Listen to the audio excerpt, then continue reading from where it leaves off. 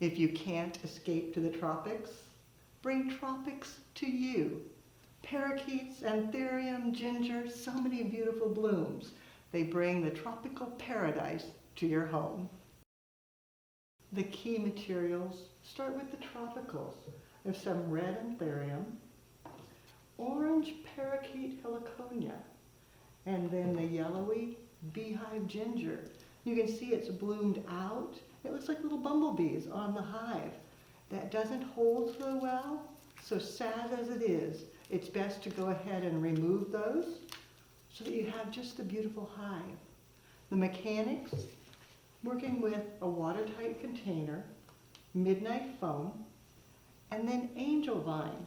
It comes in strips, and I just anchored it with wood picks to create a handle. The heliconia are perfect for establishing the line, thinking about them from small to large, nice heads, then determining the height. I want it to go above the handle, giving it a cut, and then I'm going to actually weave it through the handle and then down into the foam, and repeat that with another, judging my height, and also going through the handle. Then coming in with one more down low below the handle. To establish the emphasis, that's where the beehive ginger will be so fabulous. And their stems are so thick, you need to be a little bit careful. I like to cut them in a wedge and then turn it and cut it in a wedge again. So it gives you a little less space chewed up in the foam. You can bring one down very low, helping to break the line of the container. Then coming it up a little higher, drawing your eye back, and then one more shadowed behind, all the way in the rear. To add excitement and drama, a little more pizzazz, bringing in the anthurium, coming out to the side, then bringing another and shadowing underneath, letting it tuck down in, pulling your eye through, and then another on the opposite side to carry the red through. Once you have your lines and secondary lines and the emphasis, then you just fill in, making sure you cover your mechanics, add contrast, get a little movement coming out towards the front, maybe terracing fatsia leaves, 2 of them, drawing your eye back into the arrangement, adding some leucadendron to reinforce that vertical movement,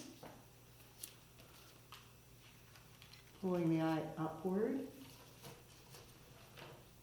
basing with red carnations to draw your attention to the center. Leucospermum is another wonderful basing mechanism. Just tucking it right down in. The recipe, I started with 3 parakeet heliconia, then 3 of the beehive ginger, and 3 anthurium. Then I started filling in.